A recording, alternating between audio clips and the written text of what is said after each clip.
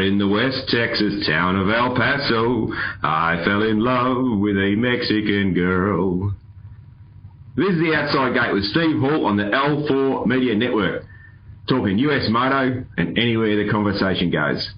And joining me today, we've got another privateer hero. It's Hunter Schlosser. How are you, dude? I'm doing good. How are you? Yeah, I got to ask, man, have you heard that song like a heap of times or never heard it or only like a million times, man. Yeah, a million times. I thought that might be the case. I thought that might be the case, but I had to do it.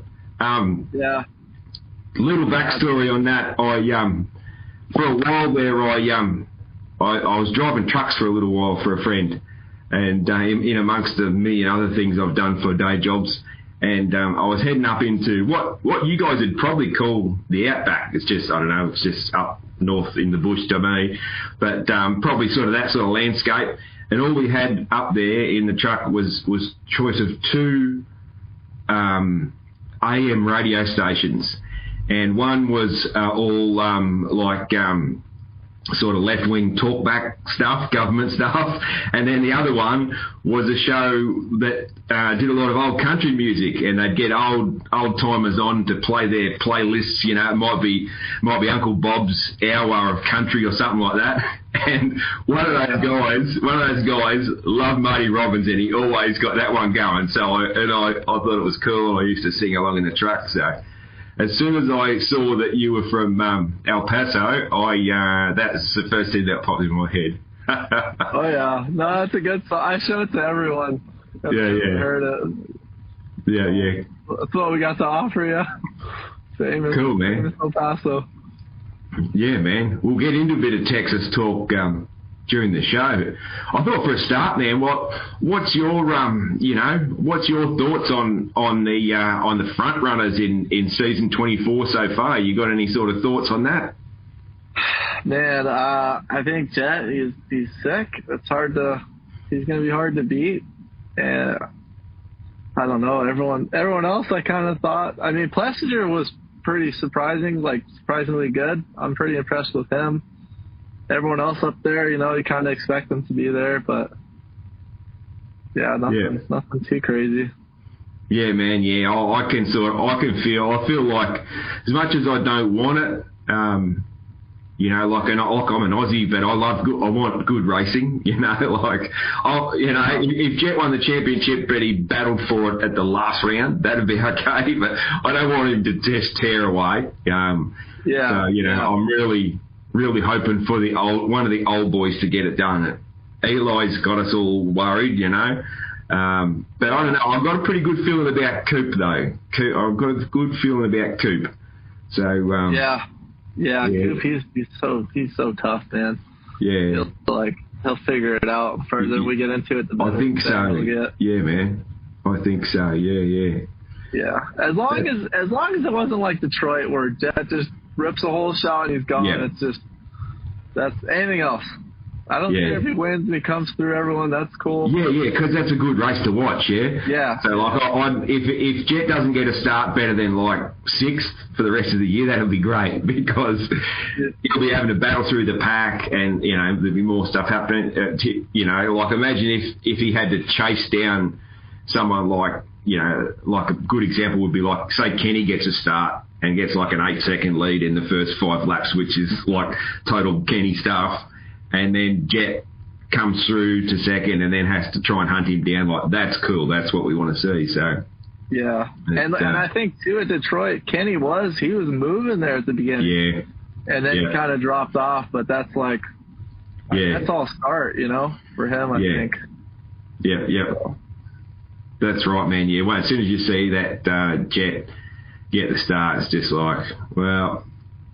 let's see who comes second. It's terrible to say that, but it kind of is, isn't it? Yeah. And Chase was keeping him honest, but I mean, you gotta put the pressure on him, I think. Otherwise, he won't make a mistake on his own, I don't think. Doesn't make many nowadays. No, I mean, he made a few big ones in the 250s, but for the most part, even then, he was pretty tidy, wasn't he?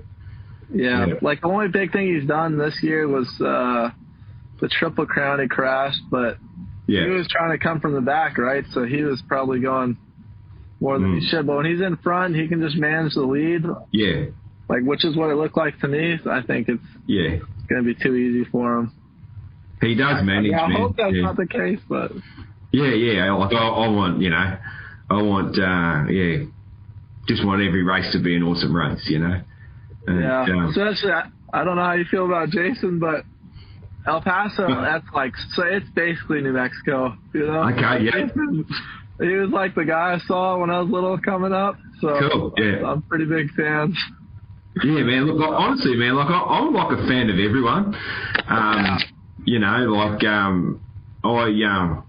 There's not really anyone I don't like, I reckon, anymore. Like, some weekends someone might do something that I don't like. Like everyone has a love-hate relationship with Vince. But overall, like, I like Vince. It's funny, man. Like, I wouldn't want to be on a track with him. Not that I'd ever be good enough, but I sort of just like everyone, and I don't like the overhype around Jet, but that's like him as a dude, he seems like a nice young kid, the sort of the overhype, I think they should back that right off, and just let his riding do the talking and do the build the profile, but anyway, that's those decisions are being made by dudes that are earning like 20 times more than me, so that none of my business really. Yeah, man. What about 250s, man? What do you think of the start of the East? Jeez, so we were there, of course, and I tried to go watch it. I missed the start, but I saw the replays. You saw the replay, yeah. Gnarly, yeah. Damn. I'm pretty bummed because I wanted to see what the guys are going to do on the Triumphs. I felt like that kind of jacked that up a little bit. And it did, but it was good, man. See Jalek come back through. Jalek looked really good, like eye test wise looked good, and he come back through to sixth. So, Yeah, that's pretty solid. Yeah. Yeah, it is. Yeah. Shame about little Red Dog. But at least he's okay, man, because like he hit that wall pretty hard. Yeah. He's lucky they got the weekend off, because that's the next 2 weekends off. Yeah. Yeah, they do. Yeah, man. Yeah, you don't want to. I don't know. I'm pretty try to play it safe. If you bump your head, I say that at least. But it's not something you want to rush. But that's right, man. And I'm curious to see how he does. I haven't really. I feel like being racing the pro stuff, you don't see any of the amateur stuff really, unless you're making an effort. So, and I've seen videos of him, but it's always different at the racetrack. So I'd like to see kind of what he's got. I actually love the amateur scene, man. But I where I live in here, I just get information secondhand. You can watch a bit of you can watch a little bit of Loretta's and that sort of thing, because they they film a lot of that. But it's making time to watch it is hard, and but you get some pretty good reports on what's happening in the amateurs. Some of the media outlets are pretty good with that. But I think it's really interesting to see these young blokes coming through. So. I agree. Yeah. It's kind of curious what kind of they do when they are in because the race. I feel like a dude like him, I'm sure he was winning everything as an amateur. So now he's racing all the other guys that are winning stuff as amateurs. So it's kind of all right, what are you gonna break through that, or are you kind of gonna just settle in somewhere? It's funny, man. There's a bit of a pattern, hey, where there's some famous examples, but you see it often, at all different levels, where the kid that's won everything as a junior, because he was just so much better in his state, in his part of the country, region, whatever you want to say. And then when he goes to that sort of next level where he's with all the other kids that were doing that, and suddenly he's not out the front all the time, and that sort of thing. Sometimes it goes either way, you know. Sometimes because they haven't had to pass for the lead much, you know. Yeah, and that sort of thing. They haven't had the battles. They don't have the racecraft. Whereas those kids that were coming second, third, and fourth, they've got the racecraft. They know how to fight for it and pass and be passed and all that sort of thing. Thick of it, yeah. I mean, the classic example is RV and Michael Alessi, you know. That was the classic example. Mike kicked his butt for like the whole juniors and that sort of thing. And then Mike was still a great starter, but didn't quite have that racecraft afterwards. Yeah. Cool, man. Yeah. We might just jump into a bit about you then. Hey, I've just got a few sort of questions and that sort of thing. A few questions I always ask and some specific sort of stuff about you. But I thought what we might do, man, is just get into the current for a start, and then we'll do a bit of past and that sort of thing. So just your team, man. It seems like just looking at what they post on socials and probably assuming a bit from the personality of the riders, and that seems like it's a bit of a family environment at that team. Would you say that's the next level? Yeah, is it a bit of a family there? Absolutely. I feel like it's more. That's like, that pretty much sums it up. Everyone. Yeah. We probably have the most like encouraging pits in the paddock. I bet. Like everyone in here. Man, it's almost it's even Tristan Lane. He was telling me the other day, dude, he's like, how cool is it that everyone's so cool on the team and everyone gets along so well, and I think Chris and Rhonda, that's really what they want, and I mean that's totally what's happening. So yeah, so Chris and Rhonda are the team owners. Yep, Chris and Rhonda, yeah. And they got a big group of people too. They kind of go through like a channel of people before like anyone makes any decisions. So it's really well run. Like no one's making any rash decisions or anything like that. It's pretty like, hey, no one's really got upset about anything. But I think if they were to, there'd be enough people like, hey, kind of calm down. But it's pretty awesome how they got it set up. Yeah. Now that's just sort of, that's good, because that's sort of just the vibe I got from the socials and just, what I've seen of the riders on the team and that sort of thing. I briefly met Tristan when I was in the States, and I went to A1, and then I ran into him out at Elsinore on a practice day, and him and his dad. Yeah. Really good people, like just, I don't know, I just asked him a question about something, and I wasn't even sure who they were. I wanted to know about what was going on. And then I saw the name on the bike and I said, oh, you're Tristan Lane. And that, man, we were just like talking to a couple of mates, So, yeah, good people. Yeah. Yeah. No, and I think all the guys, everyone's pretty much, we're all here.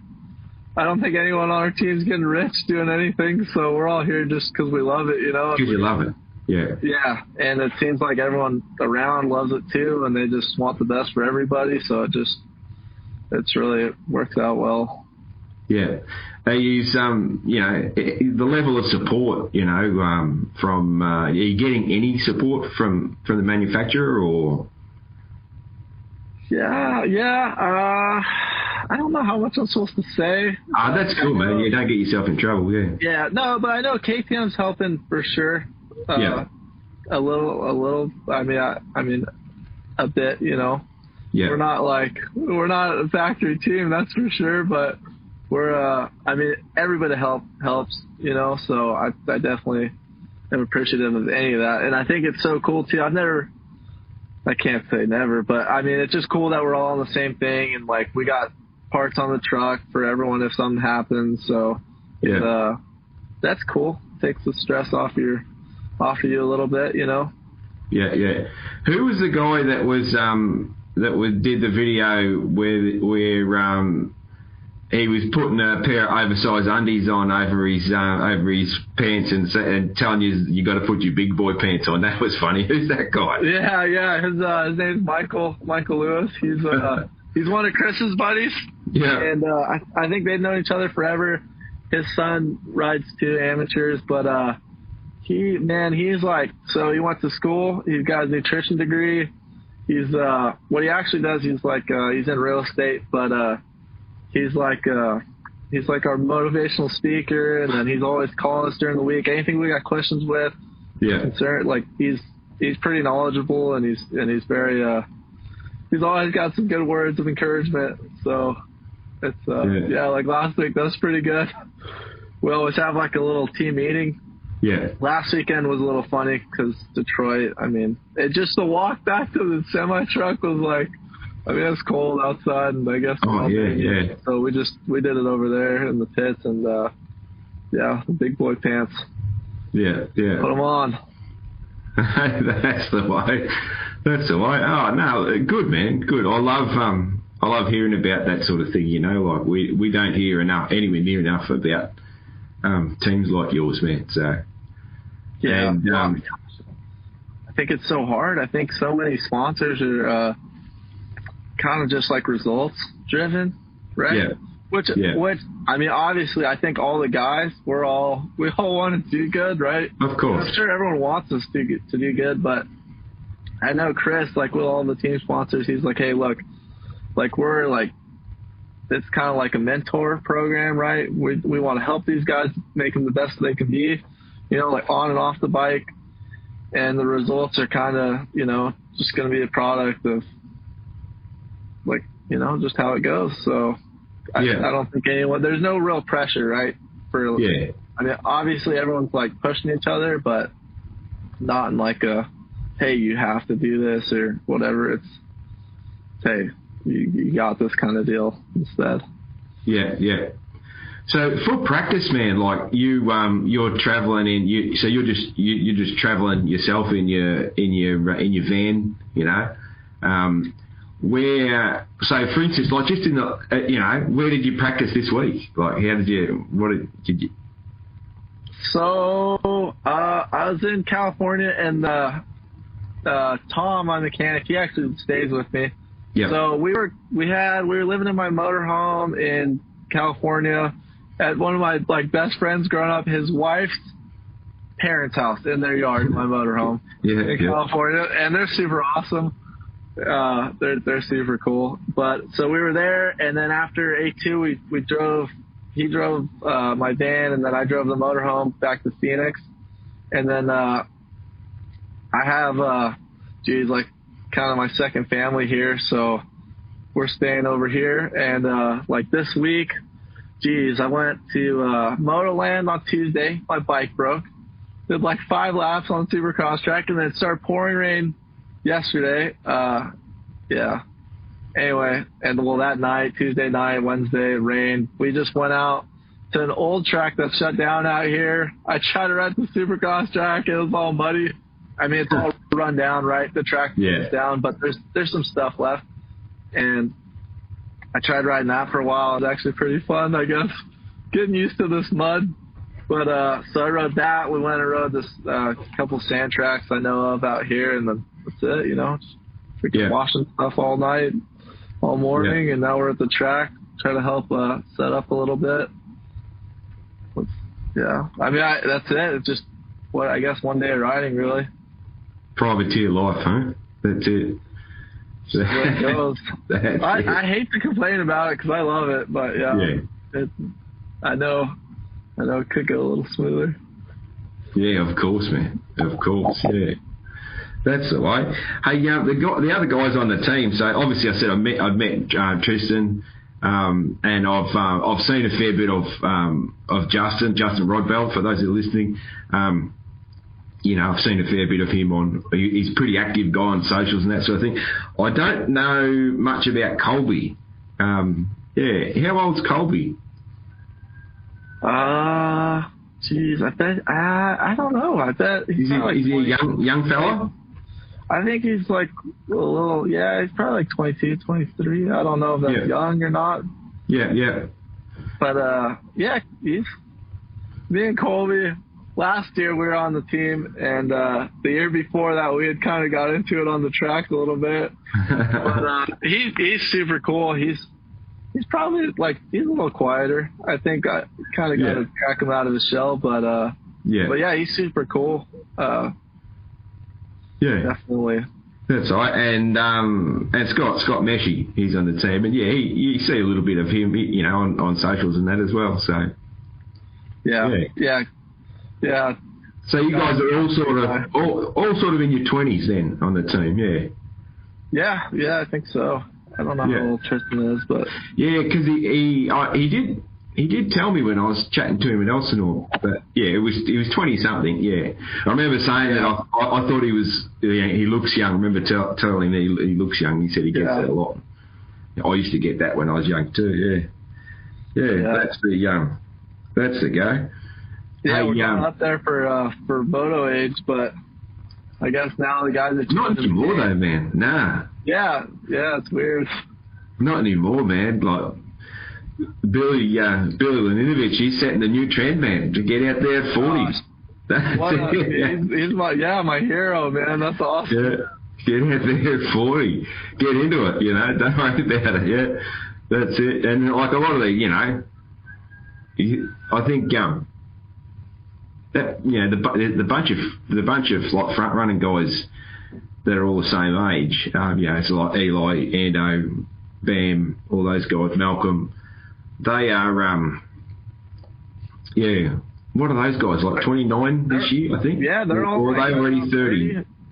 Yeah. I think a few of them are like 30, 31. They might be 30, because I can remember running stats a few years ago. It's probably longer than I thought, and they were all like 27. I did this average age of the top 10s thing or something for someone.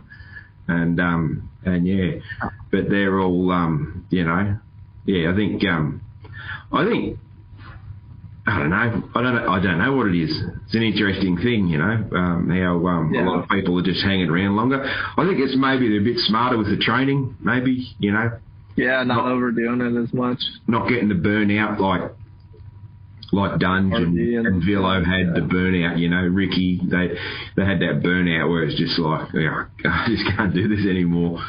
They're probably learning a lot more about even the trainer guys that give my old ass advice. They always talk about make sure you're getting enough rest. Get the rest. Yeah. And that sort of thing. Whereas the old days, going back to when I was a kid, and that you'd hear about David Bailey and Johnny O'Mara's training regime, where it was just, and Jeff Ward even worse, where they were just animals, man, just like cardio animals, and those guys are still like that, Yeah, I mean, I've heard some stories. I'm like, man, those guys aren't even human, man. Yeah, it's unbelievable. I don't know. Yeah. I've kind of learned. I think as an amateur, I might have overdone it a little bit.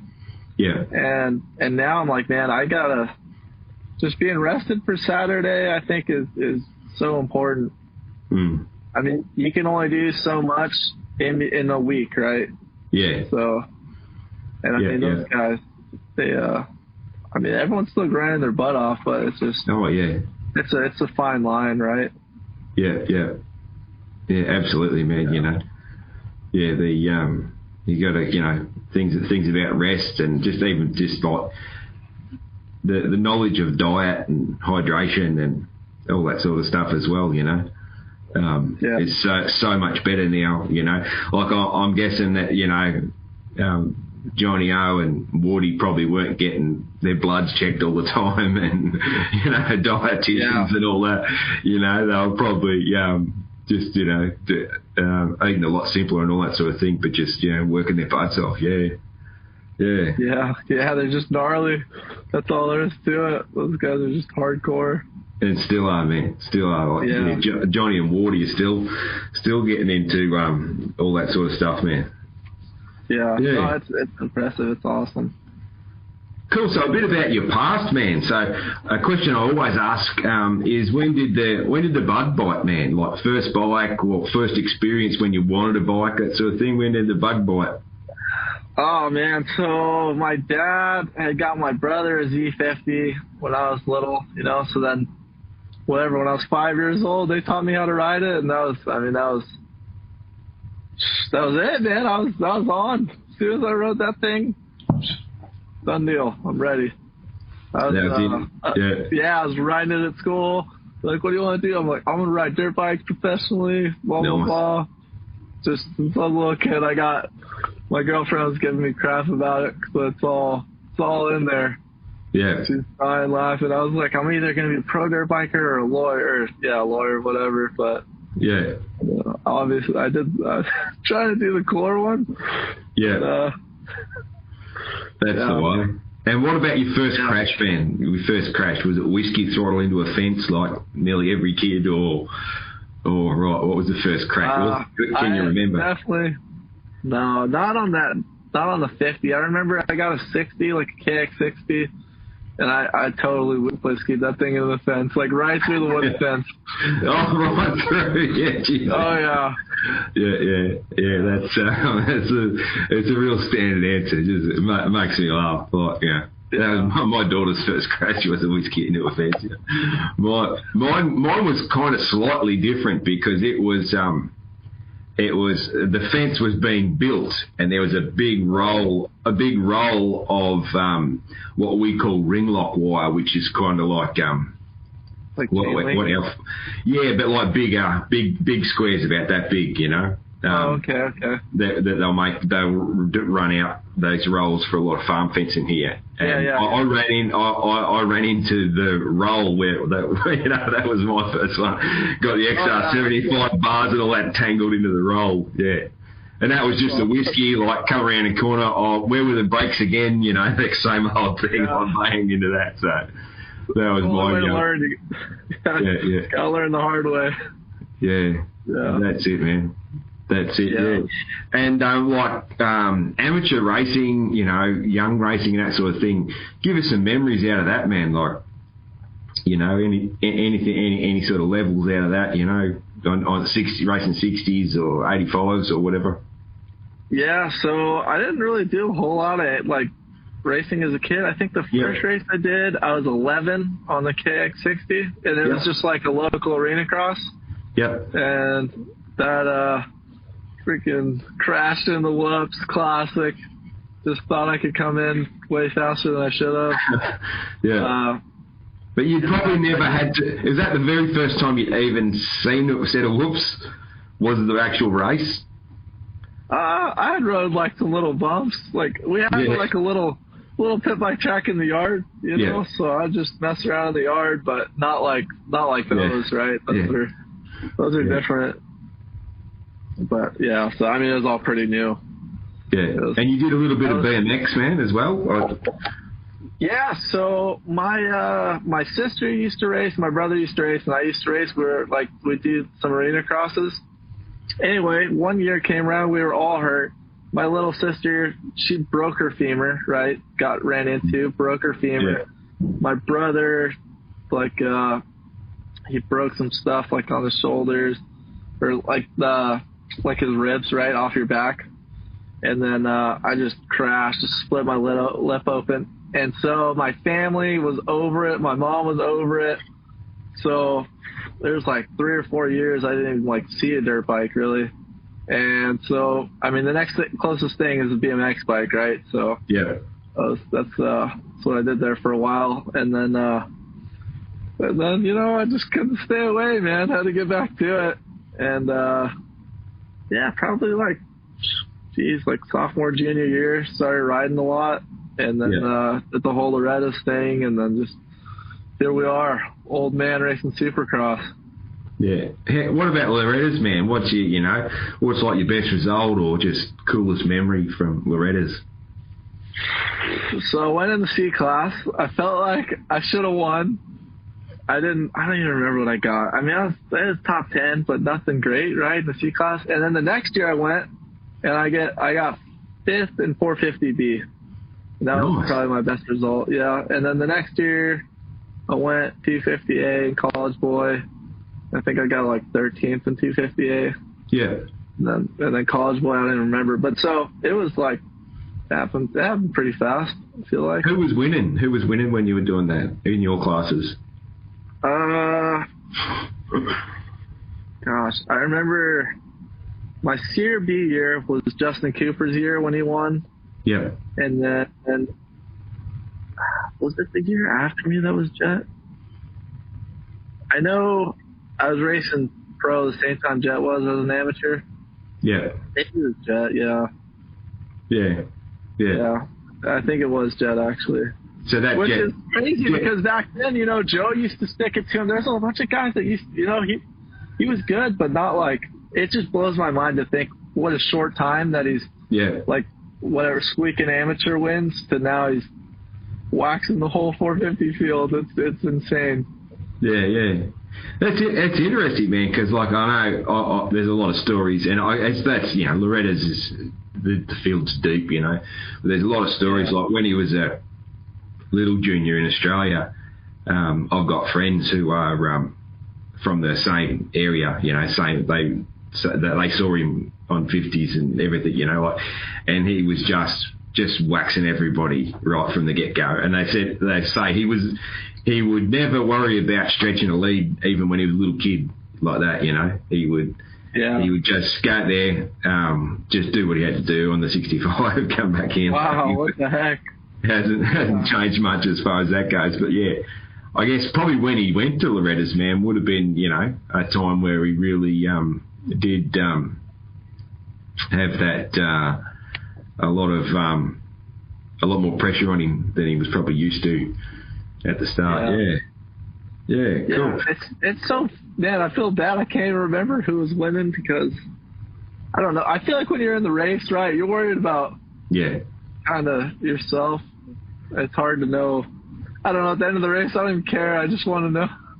Yeah. I just want to, like, hopefully I did good, or if I didn't do good, then I'm a little bummed, right? But, gosh, what brand bikes were you riding at Loretta's? Hondas. You on Hondas? Yeah, I was a Honda guy for a long time, and then this gentleman Hugh helped me when I was going pro, and then I was a Yamaha guy for the last 4 years, for my whole pro career. Yeah. And then now Chris, right, the team's on KTM, so it's the first time I've ever had a KTM. Yeah, so it was a big learning curve. It was, big learning curve. Yeah. You hear that, you know, like I wouldn't know, you know, my bikes are old and I'm really slow, so I wouldn't probably even notice a difference. But yeah, it is interesting. You hear that alloy frame, the steel frame, takes people a little while to come around. Yeah. Yeah, you know what? This is like the stiffer one, right? This chassis that we have. Yeah. So which you'd expect the other way around, wouldn't you? Yeah, I mean, it was gonna be like, this is probably the closest the KTM's been to probably one of the Japanese bikes, I would think. Yeah. And it's still, man, it took me, I don't know, maybe I'm just not spoiled, but like, I was just so, like, used to and comfortable, right? I just knew what the Yamaha was going to do. Yeah. And I guess going to the Honda too, it just took me a while. I'm just not one of those guys that, like, can figure out the bike right away. I need some serious hours on there. Yeah. But now I love the KTM. I think it's sick. Yeah. And I think, there's a lot of stuff I like about that bike a lot. It's pretty interesting. It's so funny, just the little things, you know, you find. Yeah. Or, you know, you like. Yeah. But yeah, I think the biggest thing was just getting the suspension dialed right. You got so much. That's like the thing that takes time, I think. Yeah. So yeah. You guys probably work together a fair bit, you know, with, you know, advice on what's working for one guy, what's working for another. Is there a fair bit of that goes on within the team? Yeah. I mean, not a whole lot. We all came out here for a week before the season, and we all kind of, like, messed around on each other's bikes and stuff, and kind of, you know, what we liked and, like, gearing, right? But that we all pretty much decided on the same thing. Yeah. Pretty quickly on our own. And, I mean, bars, everyone. I mean, dude, we're like almost on stock KTMs, you know? Yeah. Like on my bike, I got a pipe, which, you know, we don't even probably need, an ECU from Twisted, aftermarket wheels, and suspension.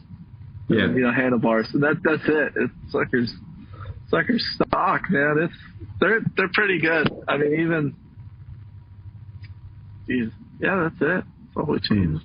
That's the thing, I guess, with the 450s. You don't need that awesome motor to compete with the 450s, do you? Because they've all got too much power, you know.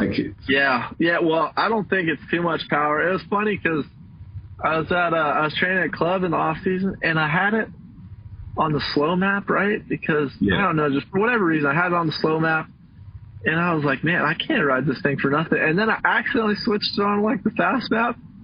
And I was like, oh, this is way better, man. Like, my timing is back. I don't know. I feel like that power kind of helps in a lot of instances. Just the last second to have that little blurb. Yeah. But, because on the 250, I felt like I loved the 250, but that was like the only complaint I had was when something's real tight out of the corner or something, you know, it's just that extra little grunt. So, I mean, I love that thing. Just having that power. So in general, man, in general, you prefer to ride 450s. You're a 450 guy. Yeah, well, and I think too, as an amateur, I'd mostly ride the 450 just because it's just so much cheaper, right? Yeah. To ride like a 250, it wasn't really like we didn't have the money to pimp out a 250 and be competitive, so it was just get a 450, put some suspension on it, call her good. Yeah. So now I think maybe I'm just used to that. I like having that extra grunt. But I mean, I thought so. This is the first year I've rode a 450 Supercross since I've been on the 250s, and I thought it was gonna be way easier, right? And some things are, but I feel like the 450, man, when you make a mistake, I thought it was just gonna, you know, be able to pull right out of it, but it seems like when something happens, it's like extra, you know, like if you go a little long, you go way long or the opposite. Yeah. When we were at club, I was like, man, we could quad that. They're like, dude, you're crazy. I'm like, bro, I almost jumped it, all right, on accident. So we just lost Hunter for a sec there, but he was talking about Club MX. So, man, yeah. How'd you go with Phil? I need to hear how you went with Phil while you were there. I mean, what do you mean? Like, was I trying to stick it to him? I had one day I was holding off Phil for like, I think we were doing a 15. I held him off for like half the moto. Yeah. And then I was feeling like I was pumped. I was like, right, because Phil's he's solid, man. Yeah. Anyway, and then just out of nowhere, I like goofed the whoops a little bit, and he tries to murder me, man. I was like, dude. I was like, dude, what the heck? He's like, dude, I was just tired of being behind you. I'm like, well, bro, I don't know. I mean, I don't know. I like Phil a lot. He's freaking hilarious, man. He's hilarious, man. Yeah. He gets all revved up all the time. Yeah. Out there, but yeah, man, he is super cool actually. He is helping me he was helping me with my suspension actually. Yeah. Just out of the blue, you know. He's like, hey, dude, try this, try that, which is super cool. Yeah. All those guys over there at club are awesome, man. I every time I ran into problems, those guys they'd help me out. Brandon Haas, the trainer, I think he's sick. He's got a really good eye, and I was really, really impressed with that place. I don't know how much you've seen from it, right? I think before I went there, I didn't know anything about it really. I just knew there was some solid guys over there. I was like, cool, I can go ride with some fast guys. You know, hopefully I'll pick up some stuff, and yeah, I mean, it was way better than I thought it was going to be actually. Yeah, man. Like I'll watch. Not all of it. I don't catch all of them, but I watch their vlogs. You know, the videos. It's always good fun. But I like the team. I like what they're doing. You know, I like everything about him. There's an young Aussie over there working as a suspension tech at the moment that I want to try and get hold of and get on the show at some stage. But he's sort of like a friend of a friend and that sort of thing. And I didn't even realise he was over there till I heard him on Tyler Rayfield's his name. He was Darkside interviewed him when Darkside spent a few days at the club and that sort of thing. So I thought that was pretty good. Like he was a handy racer here. And then he got a suspension business going here, and now he's over there doing that. So that's a pretty cool story, yeah. Yeah, it's always cool, man. Some of those guys in the industry, you just think like, this is just their job, but it turns out they were like super sick back in the day, and you just have no idea. Yeah, everyone's got a story, man. That's like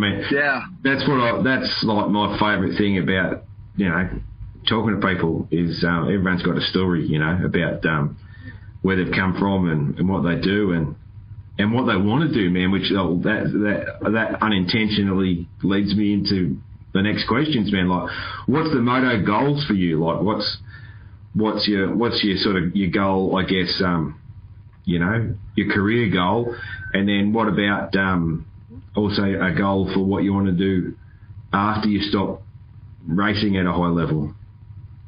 All right, so my career goal might sound a little crazy, but I want a career number, right?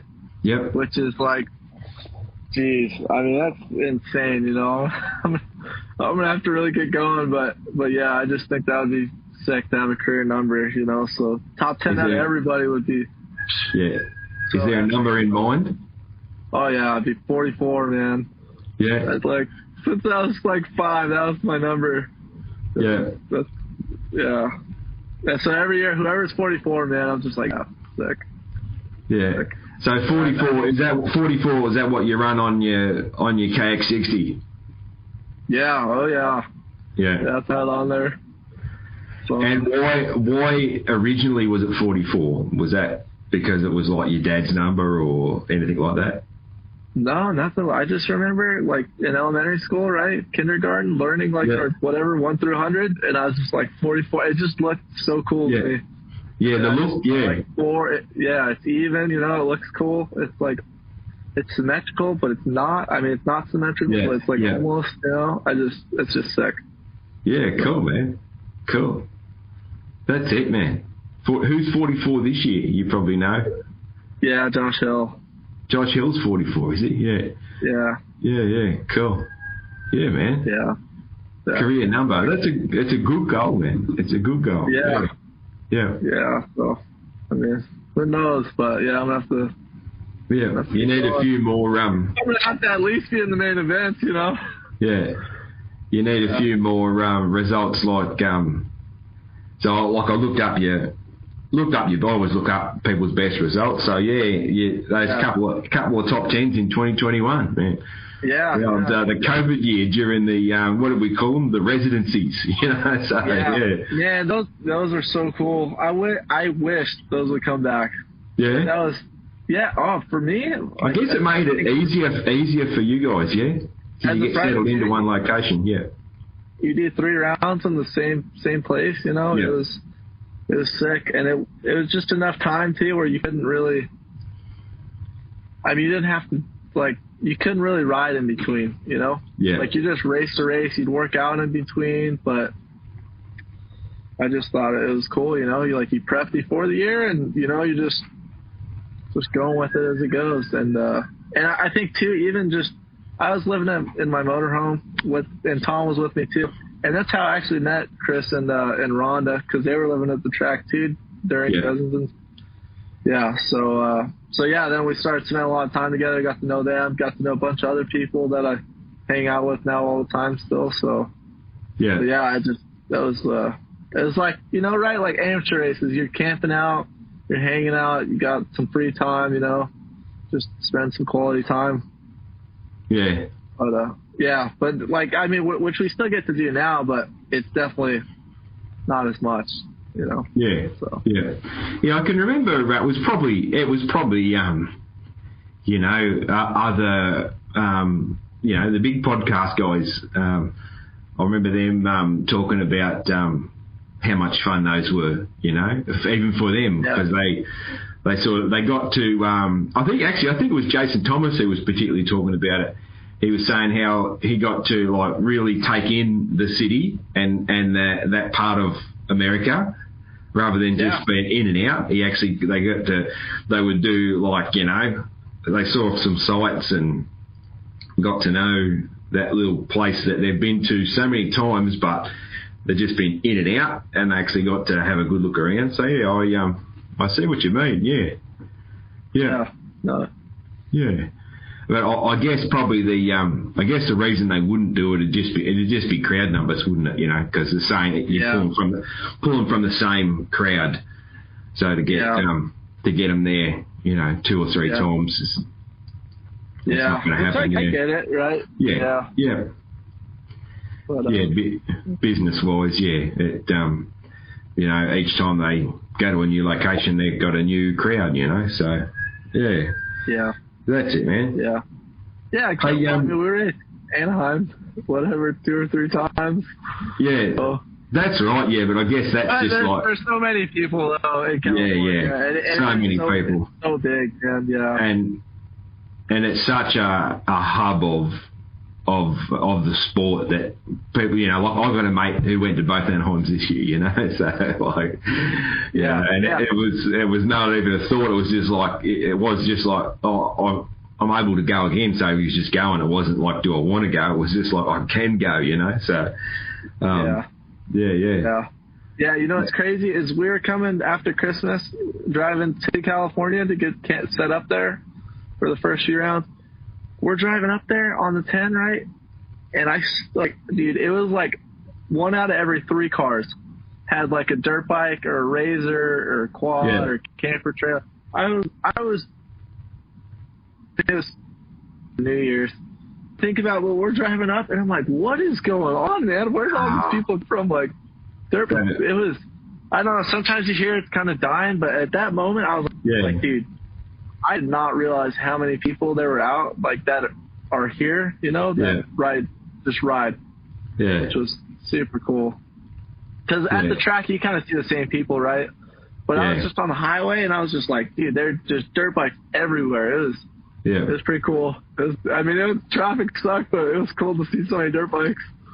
Yeah, I know what you mean, man. Like, I always hate it if I'm driving to work and I see someone going the other way with a dirt bike in the back of the ute. I just think, I was just like, oh, fuck you, you know, like, you suck, you know, like, and I'm sure that people see me some days where I'm doing it and they're going to work or going to something boring, and they probably say the same thing about me.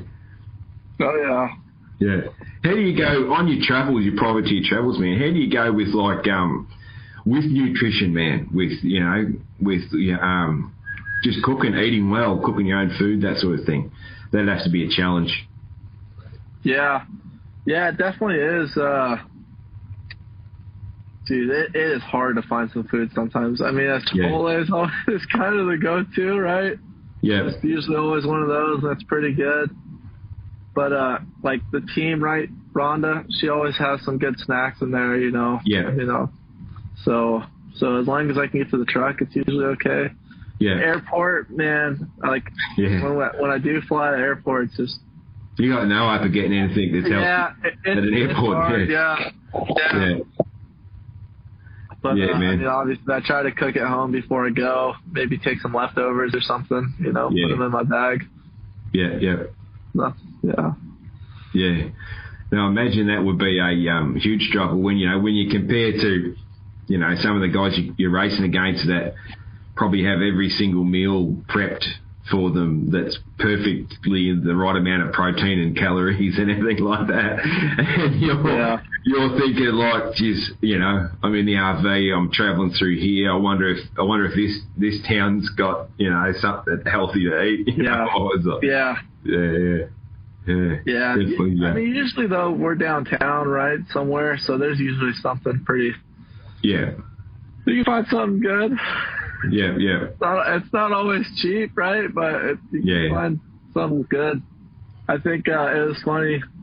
actually this last weekend, we're going for a team dinner on Friday. Yep. And Rhonda was asking, like, what we wanted to eat. And Justin, all I said was, someone with vegetables. That's hard sometimes. It's hard. Like, that's it. Yeah. So, I mean, if they got some veggies, chances are they got something pretty healthy. So. Because a lot of places, man, the only vegetables you're going to find is deep fried bits of potato. That's right. Yeah.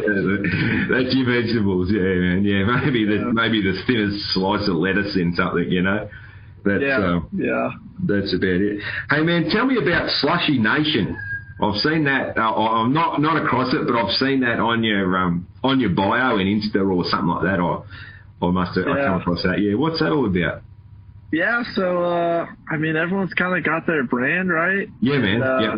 So, like, for a long time, everyone called me Slushy because I don't know if you ever heard of Shannon Ide, right? He's a riding coach from Texas. And I think I have heard the name, but I certainly don't know him, but I think I've heard the name, yeah.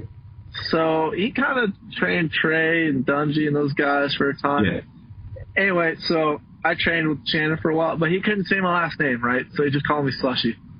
And so everyone else started calling me Slushy, and then I don't know who came up with it, but we were trying to come up with something, right, to get some support, as a privateer. And, Slushy Nation was the thing. I had some shirts and hats and stuff, right? Nothing crazy. So that's sort of your merch. That's your tag for your merch and that sort of stuff, yeah. Yeah, it's just kind of, slushynation.com, right? You got T-shirts and stuff going at the moment? I got them, it's, what do you call it, drop shipping on the website. Okay, yeah. It's not really... nothing crazy, right? But it's just cool if someone wants to, represent. Yeah. So it's there, Well, if you're listening, get on over to Slushy Nation then. And we'll just go to Hunter's Insta. And is there a link on your Insta page or there's on your bio in Insta or something like that? Yeah, I think so. I think the website's on there. I'll find it. I'll find it and I'll post it up as well. So if you listen, go to... you'll get a reminder on my Insta. But yeah, that's the go. And man, you said earlier you're married. I've seen pictures of you with your better half. But yeah, so I wasn't sure if you were married or not. But yeah, married. No, I'm not. I'm not married.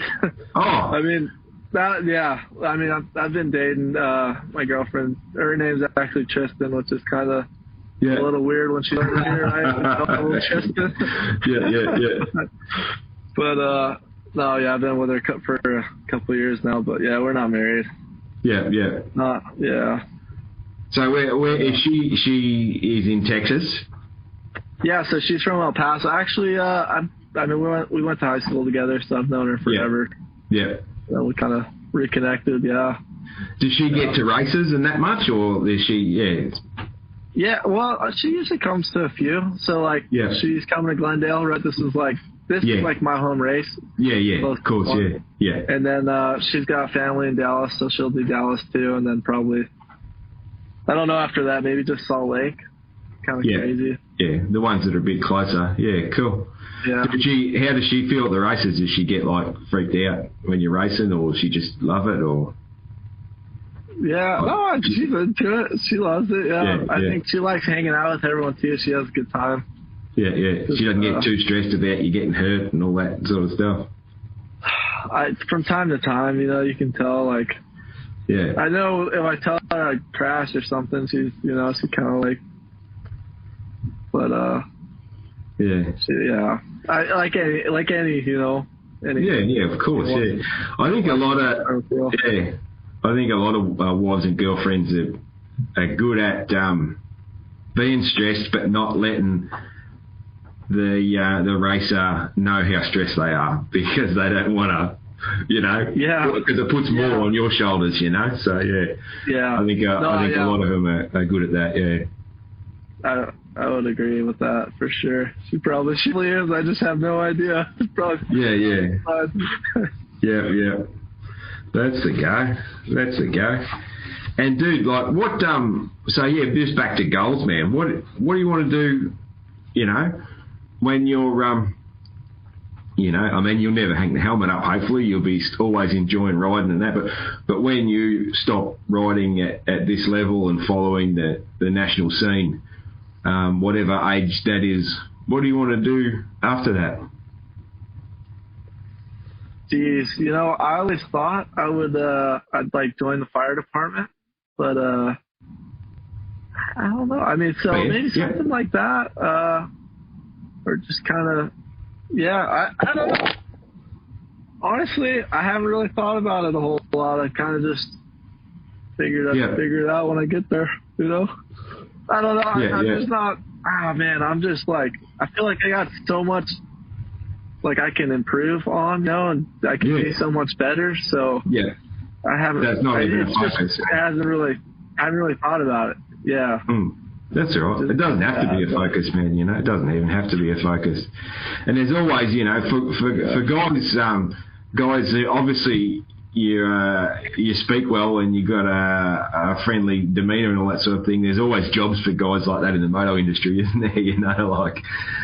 For companies and that sort of thing. There's always jobs for people that are that love it and can represent themselves or have been a brand well, that sort of thing. There's always jobs. And I like the fire department one, man, because like young, fit, strong guy, used to being healthy and strong and all that sort of thing, and you don't scare easy, obviously, if you're a supercross racer. So fire department sort of sounds like a great fit, to be honest. Well, it seems cool. You're always like you're hanging out with like your dudes, right? And then you guys you're helping people, most of the time, hopefully. And I don't know, feels like you're doing something good for the world. And I mean, the medics out here, they've scraped us all up a few times, and I freaking appreciate, them being there. So, especially medics, man. It's still kind of fast paced, You're going. It's like a little. It seems. I mean, I don't know, but in my mind, that's how it seems. And those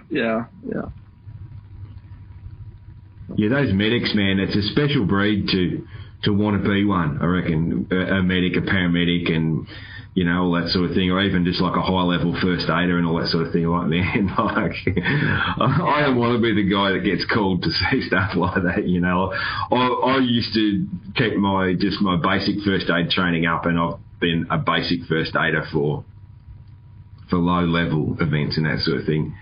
And like I hate that, hate that. And honestly, man, I'm no good at it because my level of sympathy is fucking terrible. Like I know how to do all the basic, first aid stuff, and my level of sympathy, I'm a real like, well, why don't you just fucking get back on the bike, mate? Sort of guy, So I don't have the sympathy for that sort of thing. Funny stories with that, man. What other interests do you have, man? So what that's not to do with moto, is there any? I mean, like fishing, right? Pickleball. Yeah, cool. I don't know if you guys are playing pickleball over there, but. No, I know. No? I roughly know what pickleball is, but I don't think it's a big thing here. No. Oh wow. That's it. Yeah. I don't know if you look into a little. It's like big ping pong, small tennis, right? Anyway, it's a freaking blast. I mean, mountain biking. Anything like that. I mean, every moto guy mountain bikes, don't they? Yeah. I just got one. It's so sick. Yeah, it's so fun. It's so close to moto. I guess I'm just. That's it. Yeah. On some wheels, right? It's close to moto, and it's like really quick and easy to do though too. It's like you got half an hour spare. At the same time. You can just jump on and get a really good workout. That's fun, like really quick. Yeah. So that's the. I was at a road bike. But it's like some days you're just like mountain bike. I'm like, dude, twist my arm. Yeah. How long can we go? I ride the road bike mostly. That's just because where I live, there's no good mountain biking. You know, it's like it's super flat. You know, like it's flat. You know, so you know, and there's no no proper sort of mountain bike tracks that are close by. So mountain biking's heaps more fun. Yeah, heaps more fun. The road bike for me is more I get a lot sort of mentally out of it. I get a real, that cardio grind on your own. It's the deep breathing and all that sort of thing. It's really good for the head. I think it's really clears your head and gives you a real good cardio workout. That's what I love about it. Yeah. Cool, man. The Texas scene. So let's touch on the Texas scene. So what's the closest track of note to El Paso? So the closest track we got is Tula Road. It's Tula MX. It's in Tularosa, New Mexico. Yeah. So it's like 2 hours from El Paso, right? Yeah. And so yeah, that's it really. I mean, the next thing would be in Albuquerque. It's like 4 hours away, Moriarty. Yeah. And then after that, you'd either go to Midland. I've never even been to Midland to ride. Yeah. Or Phoenix. That's the next closest thing, right? So that's kind of how I ended up here a lot. So there's not a real big scene in West Texas then, big moto scene in West Texas, no. Because I know there's one in East Texas, like where Dallas area. Yeah, like where roughly I know like there's a lot of tracks around where like Darkside lives and that sort of thing, and over that way, yeah. Yeah, that whole Dallas, Texas, Fort Worth area, they got a bunch of tracks. Yeah. And there's a bunch of guys that ride moto, and it's sick, but I don't know. It's 9 out. It's like 9 and 9. Hours. It's the same state. It's the same state, but it's not. It's like So it's like it's the whole day just to get over there. Yeah. It's like the state I live in is it's one of the smaller states in Australia, but like we have some states that are huge as well. So I get that. It's like there's it's not even it's the same state by border, but like southeast Queensland has probably the biggest moto scene in Australia, or definitely does. But then there's like North Queenslanders that are technically in the same state, but man, they're like a day away, So I get that. I get that divide. And then, so what sort of I've modified this question a bit, because I was asking people what's your perfect track, but last week with Jalik, he said, well, riders never think a track's perfect, which was really interesting. And I thought, well, fucking that's true. You guys probably never think it's perfect because you're at that level, But what's a track that you would go out to have a look at and just think, like, fuck yeah, this is my kind of track? What does that look like? I have no idea. I don't even know at all. I like, what's funny is a lot of guys, you look at like a brand new track, and like, I guess probably most people think that's sick, right? Yeah. And I kind of think the opposite. Like, they flipped the schedule last week, so 450s went first. Yeah. And I was stoked, right? Because like Fresh Whoops was sick. But I was kind of at the same time, I'm like, dude, like the heat race, we were going like a bajillion miles an hour, and there was no lines cut in or anything. I'm like, this is kind of whack, dude. I like it when it's a little more beat up than this. A little more beat up, yeah. Yeah. So I don't even think, I don't know, like layout wise how to explain it, but I kind of like it like the track a little hammered, Yeah. Like not totally just blown out, but where you can still do everything, but it's like technical, right? A bit more technical, Yeah. I think I like a technical track for sure. Yeah. Like the kind of the tighter, like everything just real like sharp. Yeah. I don't know. That's the best way I could explain it. Just kind do you reckon that's because you're used to it, or because it like levels things a bit, or plays to your advantages, or what's the reason why do you know why you're like that? I don't know. I just feel like when it's like that, like so San Diego, like, okay, all right, you know what? I do know my favorite track. It's like the hard pack track when it rains, and you get like that single goat trail. That's like my favorite. I don't know why. I don't know how to explain it, but like San Diego, so it was raining in qualifying, and we had there's like one decent line around the whole track. Yeah. And it's still super slick and it's gnarly, but you can still do everything. Yeah. So I think that just makes, I don't know, for me, I feel like it makes you like super focused. Yeah. And then you just like it makes you just in the zone. Like I feel like Salt Lake last year was kind of the same thing. It rained, the track was like soup, and we were down to like one lane, and you just get like, I don't know, you just get stuck in that one lane. You just gotta hammer it out. I think that's sick. And I don't know. Is that maybe that simplifies things in your mind a bit? You know, you're not sort of thinking about good lines because there's only one. You know. Yeah. Maybe it simplifies it a bit. Yeah, and at the same, I mean, sometimes too though that it's kind of funny because it's like I feel like a lot of those two races, I kind of made some new lines, and then like as it went on, like they got better, like everyone else kind of caught on, and then those lines got good until they got blown out, and it was so maybe it just makes it simple, just makes you focus. And I feel like you got to be so in it, right? Which I guess you have to be all the time, but sometimes when the track's easy, right, you can just go wherever you want to go and just kind of let it just get loose. And I don't think that's as fun. I like you got to be like real precise. Are you like a music guy on the line? You rocking the headphones, listening to something on the line? No, you know what's funny? I kind of try to get like a song stuck in my head before I go to the line. Oh yeah. And then I'll like sing it in my head. Yeah.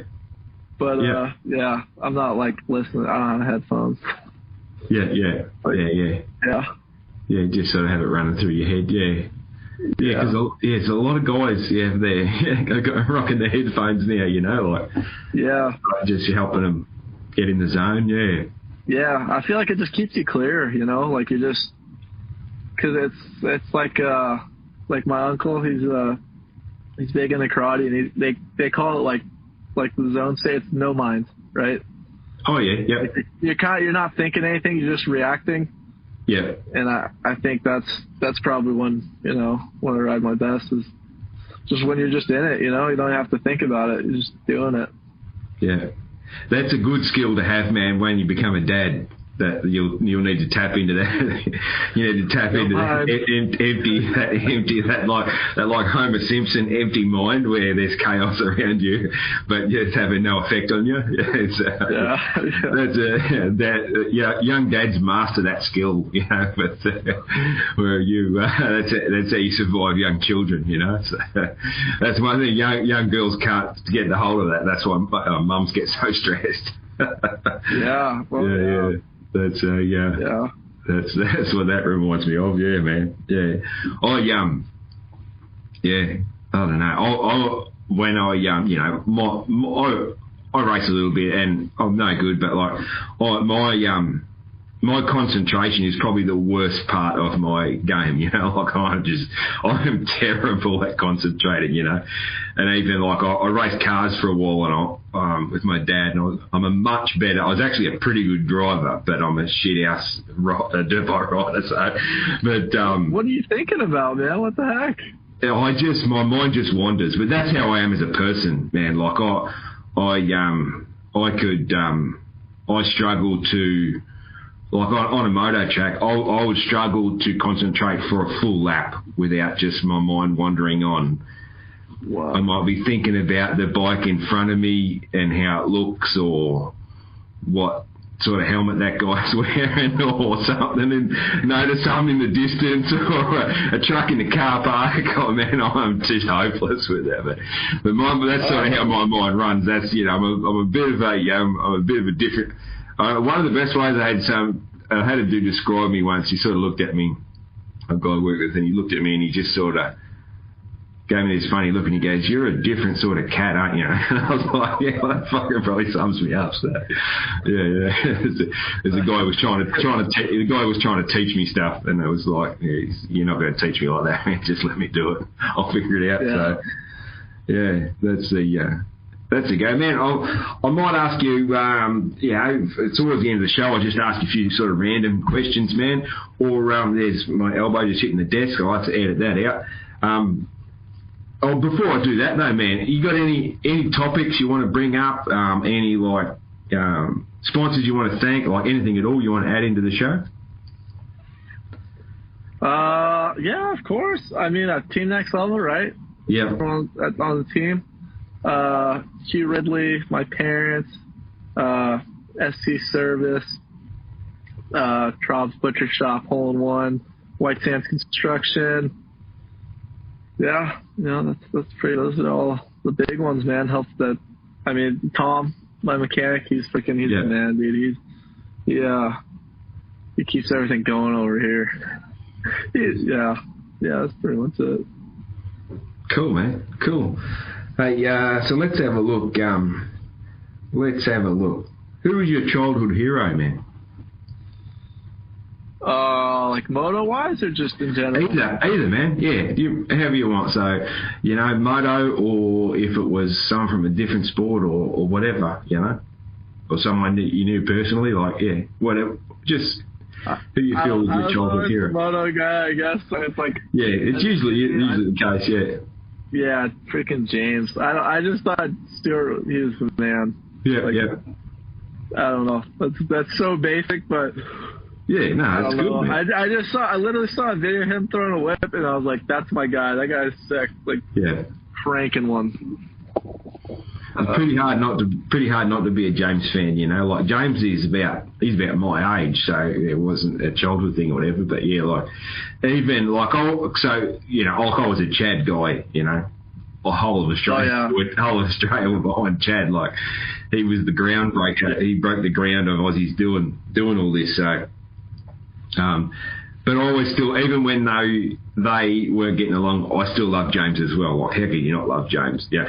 But there was I didn't like Ricky, but I like Chad and I like James. So I didn't like Ricky.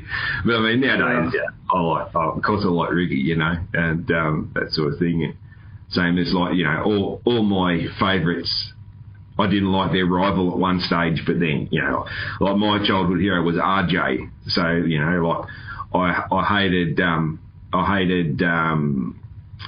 particularly hated Ronnie Dogger. I hated Dogger, and Wardy, but Wardy's one of those guys that's like extremely hard to not like him, because he's just a nice little fella, But yeah, that sort of.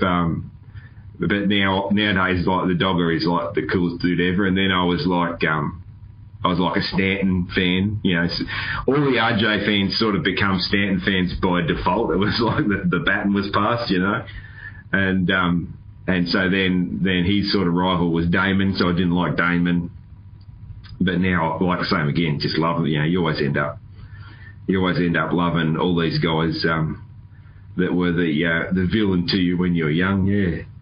Yeah, Chad. I totally didn't like Chad for a while. Yeah. And then I freaking love Chad. Of course, yeah. Like, it just, came around. Yeah.